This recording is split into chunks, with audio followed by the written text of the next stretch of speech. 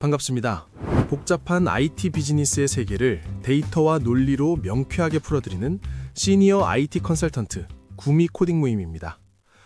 오늘 동료 여러분과 함께 깊이 있게 파고들 주제는 현대 자본주의의 문법을 완전히 뒤바꾼 자산 경량화 모델의 성공 비결입니다. 여러분, 혹시 세계 최대의 숙박 기업이 호텔을 단 한 채도 소유하지 않고 있다는 사실을 곰곰이 생각해 보신 적 있나요? 힐튼이 지난 100년 동안 전 세계에 벽돌을 쌓아 올리며 호텔 제국을 건설할 때 에어비앤비는 단 하나의 객실도 소유하지 않은 채 창업 10여 년 만에 힐튼의 시가총액을 가볍게 뛰어넘었습니다. 우버 역시 마찬가지입니다. 그들은 택시 면허나 자동차를 보유하지 않고도 전 세계 운송 시장을 장악했습니다. 도대체 왜 이런 일이 벌어질까요? 단순히 스마트폰 앱이 편리해서일까요? 아닙니다. 여기에는 철저한 경제학적 원리와 기술적 아키텍처, 그리고 리스크를 외부로 분산시키는 고도의 전략이 숨어 있습니다. 오늘은 이들이 어떻게 무소유를 통해 전지전능한 수익 구조를 만들었는지 전통 기업과의 비교를 통해 그 본질을 낱낱이 파헤쳐 보겠습니다. 본론 1. 구조적 혁명, 파이프라인에서 플랫폼으로. 첫 번째로 분석할 지점은 비즈니스 구조의 근본적인 차이, 즉 파이프라인 모델과 플랫폼 모델의 경제학적 효율성 격차입니다. 전통 기업이 가치를 창출하기 위해 겪어야 하는 물리적 한계를 플랫폼 기업은 어떻게 초월했는지 살펴보겠습니다. 1. 공급 한계 비용의 제로 수렴. 전통적인 호텔 체인이 객실 하나를 늘리기 위해서는 부지를 매입하고 건물을 짓고 직원을 고용하는 등 막대한 자본과 시간이 필요합니다. 이는 규모의 경제를 달성하기까지 엄청난 고정비 투자가 선행되어야 함을 의미합니다. 반면 에어비앤비는 새로운 객실을 추가하는 데 드는 비용이 사실상 0에 수렴합니다. 이미 존재하는 개인의 집을 데이터베이스에 등록하기만 하면 되기 때문입니다. 이러한 구조는 성장 속도에서 비교할 수 없는 격차를 만듭니다. 힐튼이 10,000개의 객실을 늘리는데 수년이 걸린다면 에어비앤비는 하룻밤 사이에도 가능합니다. 이것이 바로 플랫폼 기업이 기하급수적 성장을 이룩할 수 있는 핵심 원리입니다. 물리적 자산이 성장의 발목을 잡는 부채가 되는 전통 기업과 달리 플랫폼 기업은 자산이 데이터로 치환되어 무한한 확장성을 제공합니다. 2. 유효 자원의 수익화와 접근 경제. 우버와 에어비앤비가 돈을 버는 비결의 본질은 새로운 자원의 생산이 아니라 기존 자원의 효율화입니다. 통계적으로 자가용 승용차는 수명의 95% 시간 동안 주차장에 세워져 있습니다. 우버는 이렇게 잠자고 있는 95%의 유효 시간을 이동 서비스라는 상품으로 변환시켰습니다. 전통적인 렌터카 업체가 차량 가동률을 높이기 위해 끊임없이 수요를 예측하고 재고를 관리해야 하는 부담을 안는 반면 플랫폼은 이미 세상에 널려있는 잉여 자원을 연결만 해줌으로써 가치를 창출합니다. 이는 소유에서 접근으로 소비의 패러다임을 바꿨으며 자산을 직접 소유했을 때 발생하는 감가상각비, 유지보수비, 보험료 등의 비용을 플랫폼이 아닌 공급자인 운전자나 호스트에게 전가하는 구조를 완성했습니다. 3. 시장 변동성에 대한 탄력성과 리스크 분산. 비즈니스 환경은 언제나 예측 불가능합니다. 코로나 팬데믹 당시 거대한 호텔 체인들이 텅 빈 객실의 유지 관리비와 직원 인건비라는 고정비 폭탄을 맞으며 막대한 적자를 기록했습니다. 이것이 자산 중심, 즉 에셋 헤비 모델의 치명적인 약점입니다. 수요가 줄어도 자산 유지 비용은 줄어들지 않기 때문입니다. 그러나 에어비앤비와 같은 플랫폼은 다릅니다. 수요가 줄어들면 호스트들의 수입이 줄어들 뿐 플랫폼 자체가 부담해야 할 고정비는 서버 유지 비용 정도에 불과합니다. 즉, 시장의 충격을 플랫폼이 직접 흡수하지 않고 수백만 명의 공급자에게 분산시키는 구조입니다. 결과적으로 플랫폼은 호황기에는 수익을 독식하고 불황기에는 리스크를 회피하는 매우 유리한 위치를 점하게 됩니다. 본론 2. 보이지 않는 손, 알고리즘에 의한 통제. 두 번째로 주목할 점은 이들이 자산을 소유하지 않으면서도 서비스 품질을 통제하고 수익을 극대화하는 기술적 통제력입니다. 물리적 마니저가 없는 상태에서 어떻게 전 세계 수백만 건의 거래가 원활하게 이루어지는지 분석해 보겠습니다. 1. 거래 비용의 획기적 절감과 매칭 기술. 과거 낯선 지역에서 택시를 잡으려면 길거리에서 손을 흔들거나 언어가 통하지 않는 콜센터와 싸워야 했습니다. 이는 경제학적으로 매우 높은 탐색 비용과 마찰 비용을 발생시킵니다.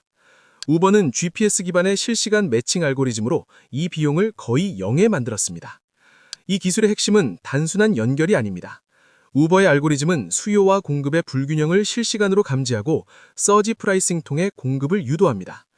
비가 오거나 출퇴근 시간에 요금을 올려 운전자를 거리로 나오게 만드는 것입니다.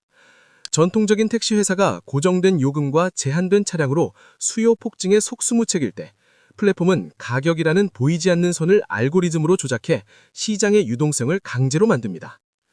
2. 디지털 신용 시스템의 공학적 설계. 어떻게 낯선 사람의 차를 타고 낯선 집에서 잠을 잘 수 있을까? 이 근원적인 불안을 해소한 것이 양방향 리뷰 시스템입니다. 전통적인 호텔은 브랜드의 간판과 제복 입은 직원이 신뢰를 담보했죠. 이를 유지하기 위해 막대한 교육비와 관리 시스템이 필요했습니다. 하지만 플랫폼은 사용자들이 서로를 평가하게 만들므로써 중앙 집권적인 관리 비용 없이도 자정작용이 일어나게 설계했습니다. 에어비앤비의 슈퍼호스트 제도는 호스트들이 자발적으로 높은 수준의 서비스를 유지하도록 경쟁시킵니다. 플랫폼은 단지 별점과 리뷰라는 데이터를 보여주는 것만으로 수만 명의 관리자를 고용한 것과 같은 품질 관리 효과를 누립니다. 이는 인간의 평판 심리를 이용한 고도의 사회공학적 시스템입니다. 3. 인포메이션의 비대칭성 해소와 결제 주권의 장악. 플랫폼은 공급자와 소비자 사이의 모든 정보를 독점합니다. 우버 기사는 승객의 족적지를 태우기 전까지 알 수 없는 경우가 많습니다. 이는 승차 거부를 막기 위한 플랫폼의 의도적인 정보 차단입니다. 반면 플랫폼은 양쪽의 위치, 결제 정보, 이동 경로를 모두 파악하고 있습니다. 과거의 직거래나 중개업에서 공급자가 가격 결정권을 가지거나 현금 거래를 통해 수수료를 회피할 수 있었습니다. 그러나 플랫폼은 앱 내 아동 결제 시스템을 강제함으로써 모든 자금 흐름을 통제합니다. 자산은 공급자의 것이지만 돈이 흐르는 수도꼭지는 플랫폼이 쥐고 있는 셈입니다. 결과적으로 플랫폼은 재고 부담 없이 현금 흐름을 선점하고 이를 통해 금융 수익까지 창출하는 금융기업의 면모를 갖춥니다. 본론 3. 생태계 장악. 왜 2등은 살아남기 힘든가?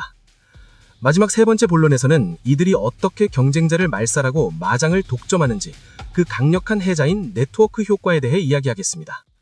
1. 양면 시장의 플라이휠 효과. 우버와 에어비앤비의 비즈니스 모델은 공급자인 운전자나 호스트가 서로를 끌어당기는 구조입니다. 운전자가 많아지면 승객의 대기 시간이 줄어들어 더 많은 승객이 유입되고 승객이 많아지면 돈을 벌기 위해 더 많은 운전자가 모여듭니다. 이것을 크로스 사이드 네트워크 효과라고 합니다. 이 플라이휠이 한 번 돌기 시작하면 후발주자가 진입하기는 거의 불가능에 가깝습니다. 전통적인 택시 회사가 아무리 친절하고 차가 좋아도 지금 당장 내 앞에 있는 우버보다 빨리 올 수는 없습니다. 사용자는 서비스의 질보다 즉시성과 가용성을 선택하기 때문입니다. 규모 자체가 곧 품질이 되는 현상. 이것이 플랫폼이 전통 기업을 압살하는 가장 무서운 무기입니다. 2.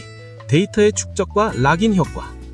사용자가 플랫폼을 이용하면 이용할수록 플랫폼은 더 똑똑해집니다. 넷플릭스가 내 취향을 기가 막히게 알듯이 에어비앤비는 내가 선호하는 숙소 스타일과 가격대를 학습해 최적의 결과를 상단에 노출합니다. 또한 우버 기사나 에어비앤비 호스트가 쌓은 수천 개의 리뷰와 평점은 다른 플랫폼으로 이동하지 못하게 하는 강력한 전환 비용으로 작용합니다. 전통적인 호텔의 멤버십 포인트는 다른 체인 호텔로 가면 무용지지이지만 대체제가 존재합니다. 하지만 플랫폼에 쌓인 디지털 평판은 그 플랫폼 밖에서는 존재하지 않는 자산입니다. 공급자는 자신의 평판 자산을 지키기 위해 플랫폼에 종속될 수밖에 없으며 이는 플랫폼이 수수료를 인상해도 쉽게 이탈하지 못하게 만드는 죄색입니다. 3. 경계 없는 확장 그리고 슈퍼 앱 전략.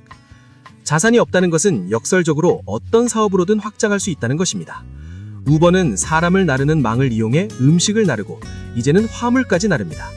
에어비앤비는 숙박을 넘어 트립이라는 여행 가이드 시장까지 잠식했습니다. 전통기업인 힐튼이 갑자기 배달 사업을 하기는 쉽지 않습니다. 물리적 자산이 특정 용도에 최적화되어 있기 때문입니다. 하지만 소프트웨어 기반의 플랫폼은 코드 몇 줄의 업데이트와 파트너십만으로 인접 시장을 빠르게 흡수합니다. 이들은 단일 서비스를 넘어 라이프스타일 전반을 관장하는 슈퍼앱으로 인화하며 사용자의 24시간을 점유하려 합니다. 결론, 소유하지 않고 연결하는 자가 승리한다. 동료 여러분, 지금까지 우리는 우버와 에어비앤비가 전통기업을 압도하는 비결을 살펴보았습니다. 결론적으로 이들의 성공은 마법이 아니라 구조적 필연입니다. 그들은 1. 물리적 자산 대신 디지털 인터페이스를 구축해 한계 비용을 0으로 만들었고 2. 알고리즘과 데이터로 신뢰와 가격을 통제하며 3. 네트워크 효과를 통해 경쟁자가 논볼 수 없는 독점적인 생태계를 완성했습니다. 전통 기업이 더 좋은 상품을 만들기 위해 고군분투할 때 이들은 더 효율적인 연결을 만들므로써 시장의 룰을 바꿔버린 것입니다. 우리가 이 현상에서 배워야 할 점은 명확합니다. 다가올 미래 비즈니스에서 자산의 정의는 더 이상 공장이나 토지가 아닙니다. 얼마나 많은 데이터를 흐르게 할 수 있는가? 얼마나 많은 판여자를 연결하여 상호작용하게 만들 수 있는가? 바로 이 연결의 힘이 진정한 자산이 될 것입니다. 여러분의 비즈니스는 지금 무겁게 소유하고 있습니까? 아니면 가볍게 연결하고 있습니까? 이제는 소유의 함정에서 벗어나 연결의 기회를 포착해야 할 때입니다. 긴 분석 들어주셔서 감사합니다. 이상 구미 코딩 모임이었습니다.